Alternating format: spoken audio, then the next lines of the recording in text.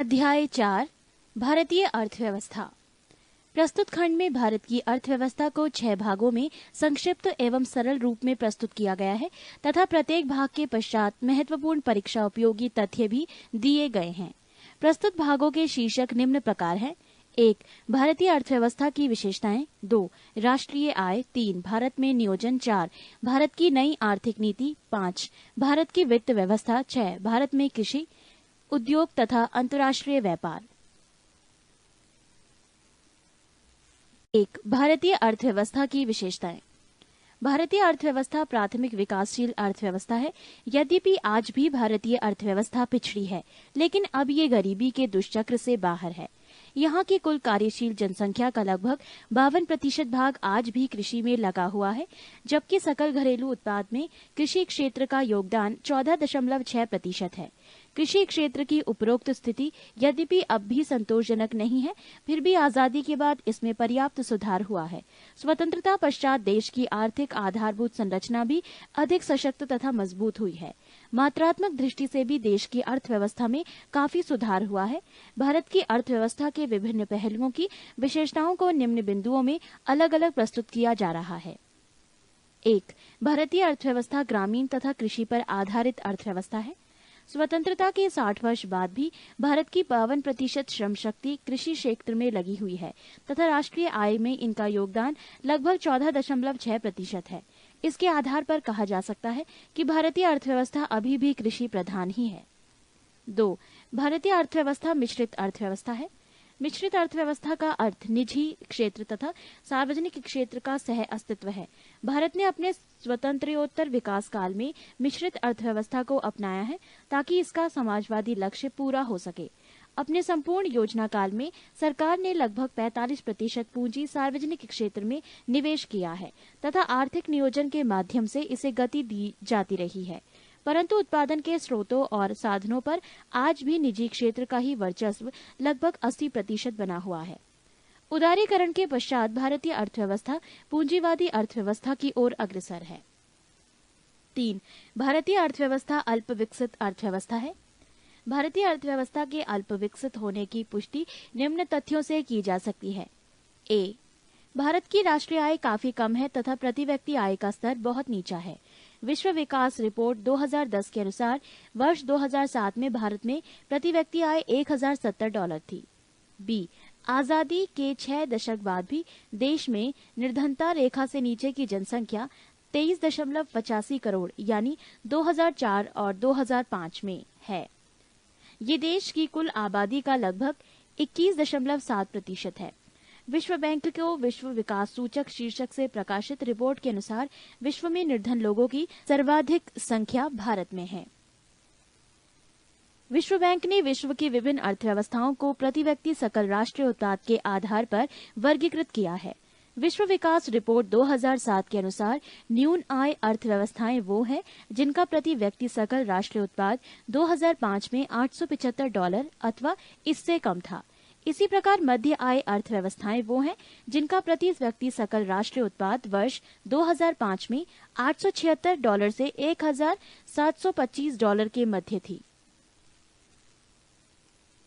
उच्च आय अर्थव्यवस्थाओं में उन देशों को रखा गया है जिनका प्रति व्यक्ति सकल राष्ट्रीय उत्पाद वर्ष 2005 में $1726 अथवा इससे अधिक था। पृष्ठ 240। विश्व की 1.3 अरब निर्धन जनसंख्या का सर्वाधिक 36% भाग भारत में है। इन निर्धनों की आय $1 प्रतिदिन से भी कम है। C. बेरोजगारी का स्तर काफी ऊंचा है। सन 2004 से 2005 में बेरोजगारी की संख्या 34.74 मिलियन है। D. पूंजी व संसाधनों की न्यूनता है तथा सकल घरेलू बचत की दर काफी नीची है। वर्ष 2007 से 2008 में घरेलू बचत की दर 37.7% के आसपास रही है। E. जनसंख्या में विस्फोटक वृद्धि हुई है। निष्कर्षतः कहा जा सकता है कि भारत की अर्थव्यवस्था अभी भी अल्प विकसित है तथा ये विकासमान है। राष्ट्रीय आय। भारत की राष्ट्रीय आय और प्रति व्यक्ति आय की गणना का प्रथम प्रयास दादाभाई नौरोजी ने वर्ष 1867 से 68 में किया था। नौरोजी के आकलन के अनुसार वर्ष 1868 में प्रति व्यक्ति आय 20,000 रुपये थी।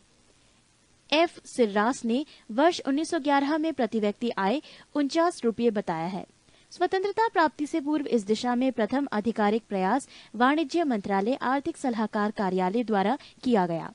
राष्ट्रीय आय की गणना के लिए उत्पाद पद्धति और आय पद्धति दोनों का सहारा लिया जाता है। उत्पाद पद्धति, इसके तहत माल और सेवाओं की शुद्ध मूल्य वृद्धि का आकलन किया जाता है। इसका प्रयोग कृषि, वानिकी, पशुपालन, खनन और उद्योग क्षेत्र में किया जाता है। इसको मूल्य वर्धित पद्धति के नाम से भी जाना जाता है। आय पद्धति, इसके अंतर्गत उत्पादन के घटकों के लिए किए गए भुगतानों का योग किया जाता है और इसका प्रयोग परिवहन, प्रशासन और व्यापार जैसे सेवा प्रदाता की जीडीपी को आकलन करने के लिए करते हैं। नोट: भारत में सांख्यिकी विभाग के अंतर्गत केंद्रीय सांख्यिकी संगठन राष्ट्रीय आय के आकलन के लिए उत्तरदायी है। इस कार्य में राष्ट्रीय प्रतिदर्श सर्वेक्षण संगठन केंद्रीय सांख्यिकी संगठन की सहायता करता है। राष्ट्रीय आय, राष्ट्रीय आय से तात्पर्य अर्थव्यवस्था द्वारा पूरे वर्ष के दौरान उत्पादित अंतिम वस्तुओं व सेवाओं के शुद्ध मूल्यों के योग से होता है। इसमें विदेशों से अर्जित शुद्ध आय भी शामिल होती है।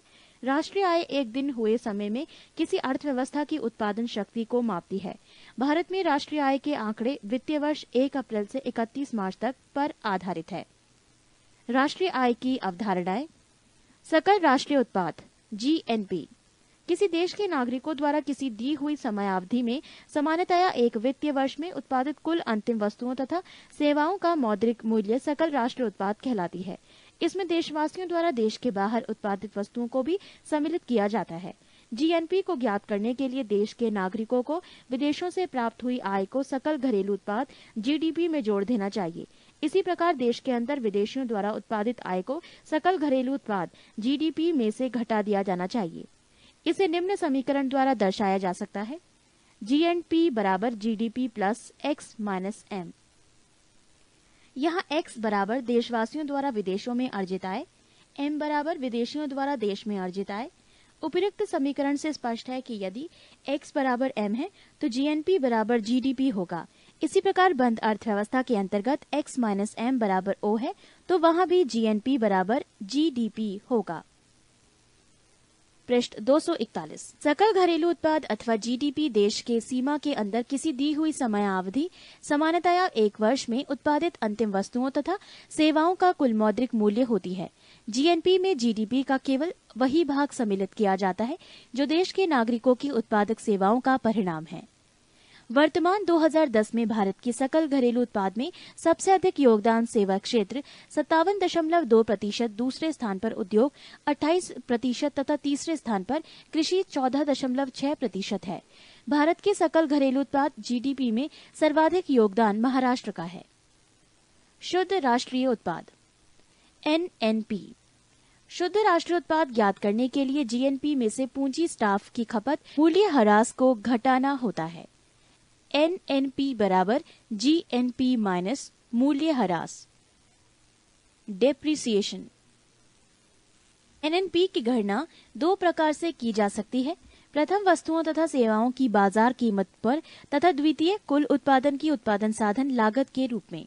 जब एनएनपी का मूल्यांकन अथवा माप साधन लागत पर किया जाता है तो उसे ही राष्ट्रीय आय के नाम से जाना जाता है।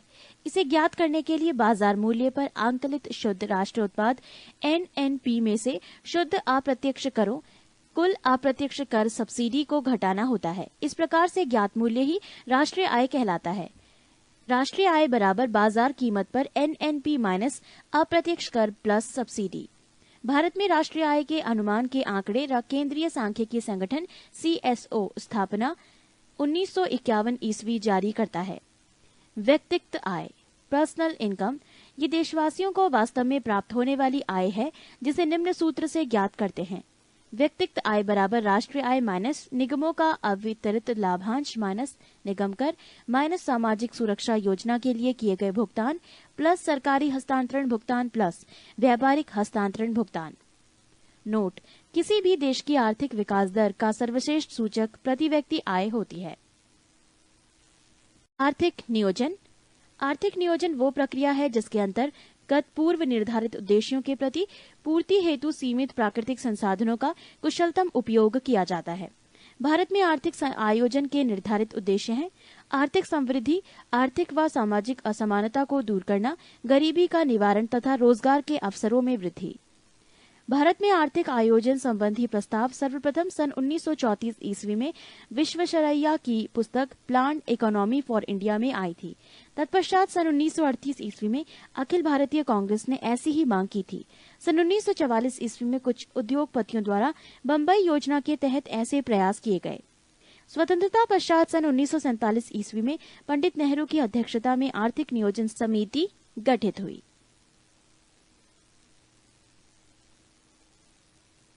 बाद में इसी समिति की सिफारिश पर 15 मार्च 1950 ईस्वी में योजना आयोग का गठन एक गैर सांविधिक तथा परामर्शदात्री निकाय के रूप में किया गया।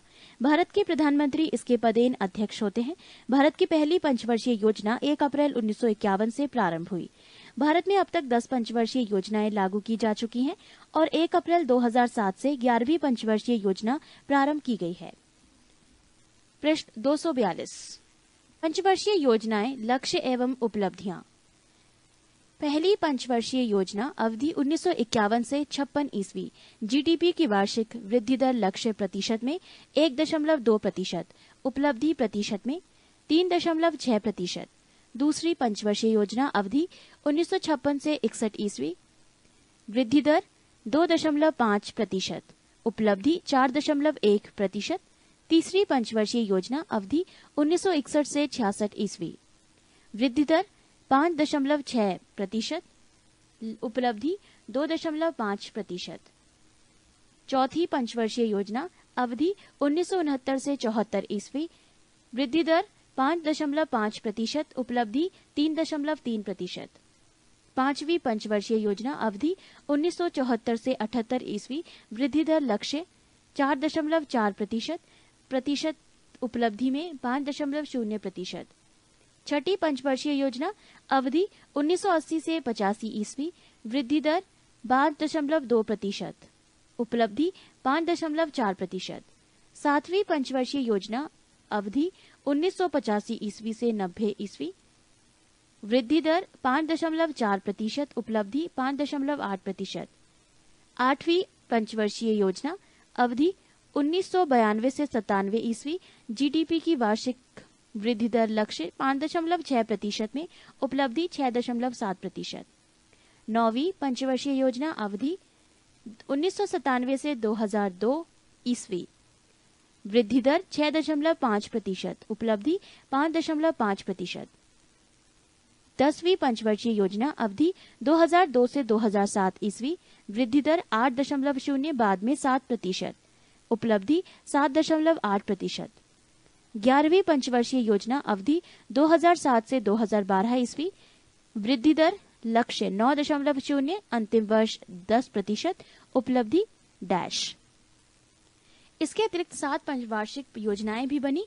ये वार्षिक योजनाएं 1966 से 67, 67 से 68, 68 से 69, 1978 से 69, 79 से 80 तथा 1990 से 91, 91 से 92 ईस्वी के लिए बनी थी।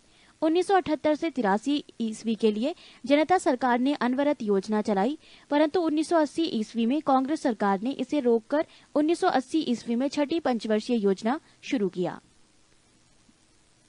प्रथम पंचवर्षीय योजना 1951 ईस्वी से 56 ईस्वी। इस योजना का मुख्य उद्देश्य अर्थव्यवस्था के संतुलित विकास की प्रक्रिया आरंभ करना था। इस योजना में कृषि को उच्च प्राथमिकता दी गई। ये सबल योजना रही तथा इसने लक्ष्य से आगे 3.6% विकास दर को हासिल किया। इस योजना के दौरान राष्ट्रीय आय में 18% तथा प्रति व्यक्ति आय में 11% की कुल वृद्धि हुई। इस योजना काल में सार्वजनिक उद्योग के विकास की उपेक्षा की गई तथा बाद में इस मद में मात्र 6% राशि खर्च की गई। द्वितीय पंचवर्षीय योजना 1956 से 61 ईस्वी। ये योजना पीसी महालनबिस मॉडल पर आधारित थी। इसका मुख्य उद्देश्य समाजवादी समाज की स्थापना करना था। इस योजना में देश के जीवन स्तर को ऊंचा उठाने के लिए 5 वर्षों में राष्ट्रीय आय में 25% की वृद्धि करने का लक्ष्य निर्धारित किया गया था। इसमें भारी उद्योगों व खनिजों को उच्च प्राथमिकता दी गई तथा इस मद में सार्वजनिक क्षेत्र के व्यय की 24% राशि व्यय की गई। द्वितीय प्राथमिकता यातायात व संचार को दी गई, जिस पर 28% राशि व्यय किया गया। अनेक महत्वपूर्ण वृहत उद्योग जैसे दुर्गापुर, भिलाई, राउरकेला के इस्पात कारखाने इसी योजना के दौरान स्थापित किए गए। तृतीय पंचवर्षीय योजना 1961 से 66 ईस्वी। इस योजना का उद्देश्य अर्थव्यवस्था को आत्मनिर्भर बनाना तथा स्वतः स्फूर्त अवस्था में पहुंचाना था। ये योजना अपने लक्ष्य 5.6% की वृद्धि दर को प्राप्त करने में असफल रही तथा 2.5% प्रतिवर्ष की वृद्धि दर ही प्राप्त कर सकी। इस योजना में कृषि तथा उद्योग दोनों को प्राथमिकता दी गई। इस योजना की असफलता का मुख्य कारण भारत चीन युद्ध, भारत पाक युद्ध तथा अभूतपूर्व सूखा था। पृष्ठ 243। योजना अवकाश 1966 से 67 से 1968 से 1969 ईस्वी। इस अवधि में 3 वार्षिक योजनाएं तैयार की गई। इस अवकाश अवधि में कृषि तथा संबद्ध क्षेत्र और उद्योग क्षेत्रों को समान प्राथमिकता दी गई। योजना अवकाश का प्रमुख कारण भारत पाक संघर्ष तथा सूखा के कारण संसाधनों की कर्मी मूल्य स्तर में वृद्धि रही। चतुर्थ पंचवर्षीय योजना 1969 से 74 ईस्वी। इस योजना के मुख्य उद्देश्य थे स्थायित्व के साथ विकास तथा आर्थिक आत्मनिर्भरता की प्राप्ति। इस योजना में समाजवादी समाज की स्थापना को भी विशेष रूप से लक्षित किया गया। इस योजना में अपने लक्ष्य को प्राप्त करने में असफल रही तथा 5.5% की वृद्धि दर लक्ष्य के विरुद्ध मात्र 3.3% वार्षिक वृद्धि दर प्राप्त की जा सकी। योजना की विफलता का कारण मौसम की प्रतिकूलता तथा बांग्लादेशी शरणार्थियों का आगमन था। पांचवी पंचवर्षीय योजना 1974 से 78 ईस्वी। इस योजना का मुख्य उद्देश्य गरीबी उन्मूलन तथा आत्मनिर्भरता की प्राप्ति थी। योजना में आर्थिक स्थायित्व लाने को उच्च प्राथमिकता दी गई। इसी योजना में 20 सूत्री कार्यक्रम 1975 की शुरुआत हुई। योजना के दौरान विकास लक्ष्य प्रारंभ में 5.5% वार्षिक वृद्धि रखी गई, परंतु बाद में इसे संशोधित कर 4.4% की वार्षिक कर दी गई। इस योजना में पहली बार गरीबी तथा बेरोजगारी पर ध्यान दिया गया। योजना में सर्वोच्च प्राथमिकता कृषि को दी गई, तत्पश्चात उद्योग व खनिज क्षेत्र को। ये योजना सामान्यतः सफल रही, परंतु गरीबी तथा बेरोजगारी में विशेष कमी नहीं हो सकी। जनता पार्टी शासन द्वारा आरंभ इस योजना को सन 1978 ईस्वी में ही समाप्त करने का निर्णय लिया गया। छठी पंचवर्षीय योजना 1980 से 85 ईस्वी। इस योजना का प्रारंभ रोलिंग प्लान 1978 से 83 जो जनता पार्टी सरकार द्वारा बनाई गई थी को समाप्त करके की गई। इस योजना का मुख्य उद्देश्य गरीबी उन्मूलन और रोजगार में वृद्धि था। पहली बार गरीबी उन्मूलन पर विशेष जोर दिया गया। योजना में विकास का लक्ष्य 5.2% वार्षिक वृद्धि दर रखा गया तथा सफलतापूर्वक 5.4% की वार्षिक वृद्धि दर प्राप्त की गई। इस योजना के दौरान समन्वित ग्रामीण विकास कार्यक्रम जैसे महत्वपूर्ण कार्यक्रम शुरू किए गए। सातवीं पंचवर्षीय योजना 1985 से 90 ईस्वी। प्रमुख उद्देश्य 1. समग्र रूप से उत्पादकता को बढ़ाना तथा रोजगार के अधिक अवसर जुटाना। 2. साम्य एवं न्याय पर आधारित सामाजिक प्रणाली की स्थापना। 3. सामाजिक एवं आर्थिक असमानताओं को प्रभावी रूप से कम करना तथा 4. देशी तकनीकी विकास के लिए सुदृढ़ आधार तैयार करना था। योजना में सकल घरेलू उत्पाद में 5% वार्षिक वृद्धि दर का लक्ष्य रखा गया था, जबकि वास्तविक वृद्धि दर 5.8% वार्षिक रही। अतः ये सफल योजना थी। योजना में प्रति व्यक्ति आय में 3.6% प्रतिवर्ष की दर से वृद्धि हुई। इस योजना में योजना परिव्यय की दृष्टि से पहली बार निजी क्षेत्र को सार्वजनिक क्षेत्र की तुलना में वरीयता दी गई। इसी योजना में जवाहर रोजगार योजना जैसी महत्वपूर्ण रोजगार परक कार्यक्रम प्रारंभ किया गया। पृष्ठ 244। आठवीं पंचवर्षीय योजना 1992 से 97 ईस्वी। इस योजना में सर्वोच्च प्राथमिकता मानव संसाधन का विकास अर्थात रोजगार, शिक्षा व जन स्वास्थ्य को दिया गया। इसके अतिरिक्त आधारभूत ढांचे का सशक्तिकरण तथा शताब्दी के अंत तक लगभग पूर्ण रोजगार की प्राप्ति को प्रमुख लक्ष्य बनाया गया। ये योजना सफल योजना रही तथा 5.6% वार्षिक वृद्धि दर के लक्ष्य से ज्यादा 6.7% वार्षिक वृद्धि दर प्राप्त की गई। इसी काल में प्रधानमंत्री रोजगार योजना 1993 ईस्वी की शुरुआत हुई। नौवीं पंचवर्षीय योजना 1997 से 2002 ईस्वी। नौवीं पंचवर्षीय योजना में सर्वोच्च प्राथमिकता न्यायपूर्ण वितरण एवं समानता के साथ विकास को दिया गया। इस योजना की अवधि में सकल घरेलू उत्पाद की वार्षिक वृद्धि दर का लक्ष्य 6.5% रखा गया, जबकि उपलब्धि मात्र 5.5% वार्षिक वृद्धि की रही। इस प्रकार ये योजना असफल रही। 9वीं योजना की असफलता के पीछे अंतर्राष्ट्रीय मंदी जैसे कारक को जिम्मेदार माना गया। क्षेत्रीय संतुलन जैसे मुद्दे को भी इस योजना में विशेष स्थान दिया गया। 9वीं योजना में आत्मनिर्भरता प्राप्त करने के लिए प्राथमिकता क्रम में निम्नलिखित क्षेत्रों की चुना गया: भुगतान संतुलन सुनिश्चित करना, विदेशी ऋण भार को न केवल बढ़ने से रोकना वरन उसमें कमी भी लाना, खाद्यान्नों में आत्मनिर्भरता प्राप्त करना, प्रौद्योगिकी आत्मनिर्भरता प्राप्त करना, जड़ी बूटियों और औषधीय मूल के पेड़ पौधों सहित प्राकृतिक संसाधनों का समुचित उपयोग तथा संरक्षण। 10वीं पंचवर्षीय योजना 2002 से 2007 ईस्वी। 10वीं पंचवर्षीय योजना का उद्देश्य देश में गरीबी और बेरोजगारी समाप्त करना तथा अगले 10 वर्षों में प्रति व्यक्ति आय दुगुनी करना प्रस्तावित किया गया है। योजना अवधि में सकल घरेलू उत्पाद में वार्षिक 8% की वृद्धि का लक्ष्य रखा गया है। योजना के दौरान प्रतिवर्ष $7.5 अरब की प्रत्यक्ष विदेशी निवेश को रखा गया है। योजना अवधि में 5 करोड़ रोजगार के अवसरों का सृजन करना लक्षित है। इसके अतिरिक्त सन 2007 ईस्वी तक अर्थात योजना के अंत तक साक्षरता 75%, शिशु मृत्यु दर 45 प्रति हजार या इससे कम तथा वनाच्छादन 25% करने का लक्ष्य रखा गया है। 10वीं योजना का मूल्यांकन। भारत की 10वीं पंचवर्षीय योजना 31 मार्च 2007 को समाप्त हो गई। 10वीं पंचवर्षीय योजना के उपलब्ध अंतिम आंकड़ों फाइनल आंकड़ा नहीं के अनुसार ये योजना अब तक की सफलतम योजना रही है। इस योजना में 7.80% की औसत सालाना वृद्धि दर प्राप्त की गई, जो अब तक किसी योजना में प्राप्त की गई सर्वोच्च वृद्धि दर है। अर्थव्यवस्था के तीनों प्रमुख क्षेत्रों कृषि, उद्योग व सेवा में 10वीं योजना के दौरान प्राप्त की गई वृद्धि दरें इनके लिए निर्धारित किए गए लक्ष्यों में काफी निकट रही हैं। कृषि में 4% सालाना वृद्धि का लक्ष्य था और अंतिम आंकड़ों के अनुसार प्राप्ति 3.42% की रही।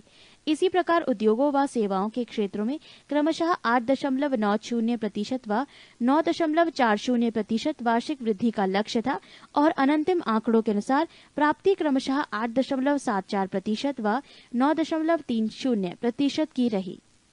अनंतिम आंकड़ों के अनुसार इस योजना में निवेश की दर सकल घरेलू उत्पाद को 28.10% रही है, जबकि लक्ष्य 28.41% का था। पृष्ठ 245। सकल घरेलू बचतें जीडीपी के 23.31% रखने का लक्ष्य था, जबकि वास्तविक उपलब्धि लक्ष्य से कहीं अधिक जीडीपी का 26.62% रही है। योजना काल में मुद्रास्फीति की दर औसतन 5% रखने का लक्ष्य था, जबकि वास्तव में ये 5.02% रही है। 11वीं पंचवर्षीय योजना 2007 से 2012 ईस्वी। 11वीं पंचवर्षीय योजना 1 अप्रैल 2007 से प्रारंभ हो गई है।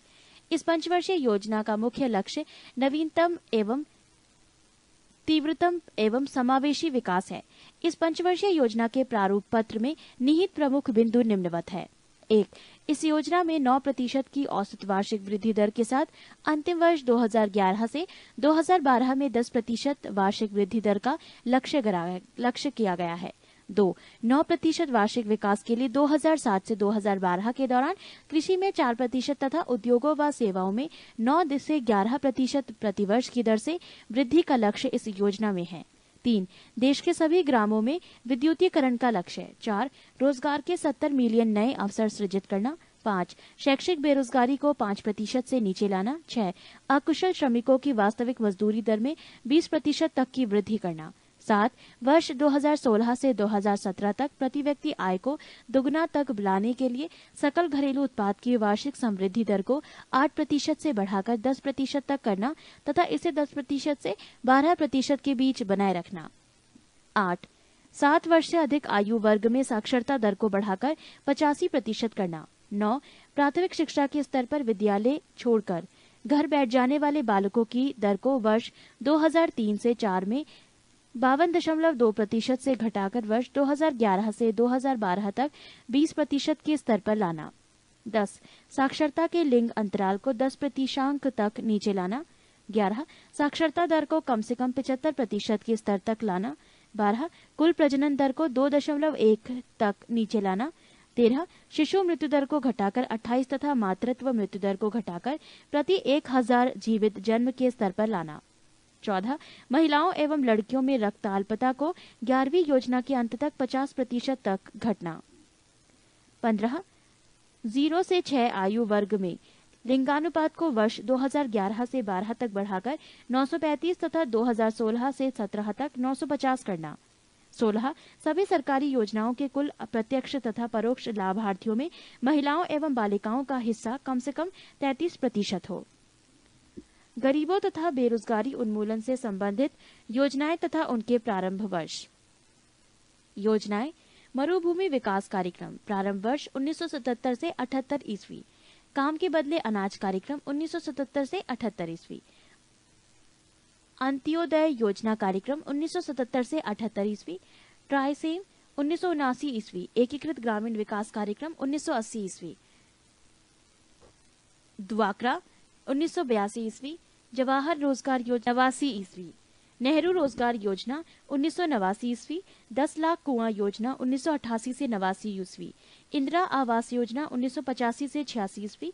प्रधानमंत्री रोजगार योजना 1993 ईस्वी। रोजगार आश्वासन योजना 1993 ईस्वी।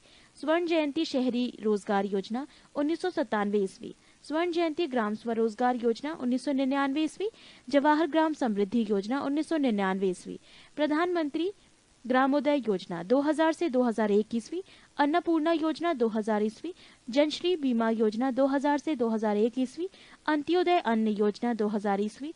आश्रय बीमा योजना 2001 से 2002 ईस्वी। जेपी रोजगार गारंटी योजना 2002 से 2003 ईस्वी। भारत निर्माण कार्यक्रम 2005 से 2006 ईस्वी। राष्ट्रीय ग्रामीण रोजगार गारंटी कार्यक्रम 2006 ईस्वी। पृष्ठ 246। 17 नवंबर 2007 तक देश के सभी गांवों तक टेलीफोन पहुंचाना तथा 2012 तक सभी गांवों में ब्रॉडबैंड सुविधा मुहैया कराना। 18 सभी गांवों तथा निर्धनता रेखा से नीचे के सभी परिवारों में सन 2009 तक विद्युत संयोजन सुनिश्चित कराना तथा 11वीं योजना के अंत में इनमें 24 घंटे विद्युत आपूर्ति प्रवाहित करना। 19 सन 2009 तक 1000 जनसंख्या वाले सभी गांवों पर्वतीय एवं जनजातीय क्षेत्रों में 500 जनसंख्या तक सभी मौसमों के लिए उपयुक्त पक्की सड़कें सुनिश्चित करना। 20 2012 तक सभी को घर बनाने के लिए भूमि उपलब्ध करना। 21 वन एवं पेड़ों के अंतर्गत क्षेत्रफल में 5% की वृद्धि करना। 22 2011 से 2012 तक देश के सभी बड़े शहरों में वायु गुणवत्ता के विश्व स्वास्थ्य संगठन के मानक प्राप्त करना। 23 नदियों के जल को स्वच्छ बनाने के लिए समस्त शहरी तरल कचरे को उपचारित करना। 24 वर्ष 2016 से 2017 तक ऊर्जा क्षमता को 20% बढ़ाना। राष्ट्रीय ग्रामीण रोजगार गारंटी अधिनियम नरेगा प्रारंभ 2 फरवरी 2006 आंध्र प्रदेश के बांदावली जिले के अनंतपुर गांव से। Act national rural employment guarantee अधिनियम सितंबर 2005। नीति निर्माता जया ड्रेज बेल्जियम के अर्थशास्त्री। क्रियान्वयन ग्रामीण विकास मंत्रालय द्वारा लागू। शुरू में ये योजना 27 राज्यों के 200 जिलों में लागू हुआ। अप्रैल 2008 से ये 614 जिलों में लागू है। विलय संपूर्ण ग्राम रोजगार योजना प्लस काम के लिए अनाज योजना। वित्तीय सहयोग केंद्र तथा राज्य सरकारों के मध्य 90:10 के अनुपात में दी जाती है। योजना का प्रारूप प्रत्येक रवि परिवार को 1 वर्ष में 100 दिन का रोजगार। इसमें 33% महिलाओं की भागीदारी होगी। 15 दिन तक रोजगार प्रदान न करने पर बेरोजगारी भत्ता देना होगा। कार्यस्थल पर मृत्यु होने या स्थायी अपंगता की स्थिति में केंद्र सरकार द्वारा 25,000 रुपये की राशि दी जाएगी। कार्य की अवधि 7 घंटे होगी तथा सप्ताह में 6 दिन से अधिक नहीं होगी। कार्यस्थल घर के 5 किलोमीटर के भीतर हो। दूर होने पर 10% अतिरिक्त मजदूरी देनी होगी। काम पाने का अधिकार एक कानूनी अधिकार है। नोट नरेगा का नाम 2 अक्टूबर 2009 को परिवर्तित करके मनरेगा यानी महात्मा गांधी रोजगार गारंटी योजना कर दिया गया है। भारतीय आय योजना से संबंधित अन्य महत्वपूर्ण तथ्य। भारत में योजना निर्माण हेतु केंद्रीय निकाय है। योजना आयोग अध्यक्ष प्रधानमंत्री। राष्ट्रीय विकास परिषद का गठन 6 अगस्त 1952 ईस्वी को हुआ। प्रधानमंत्री इसका अध्यक्ष तथा योजना आयोग का सचिव इसका सचिव होता है।